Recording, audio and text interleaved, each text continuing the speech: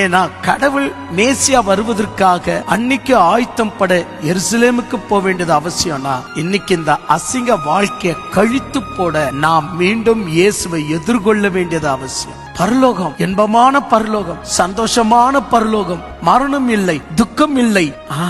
அப்படி எண்ணக்கூடாது நம்முடைய உள்ளத்துல. இந்த அசிங்கமான சரீரம் எனக்கு வேண்டாம். ஒரு நிமிஷத்துல இருக்கிற மாதிரி ஒரு நிமிஷம் இல்லாதபடி என்ன மனக்குலைக்க செய்கிற இந்த பாவ உலகம் எனக்கு வேண்டாம். உண்மையா நடக்கணும்னு நினைக்கிறேன், உண்மையா நடக்க முடியாம தடைகள் வருகிறது.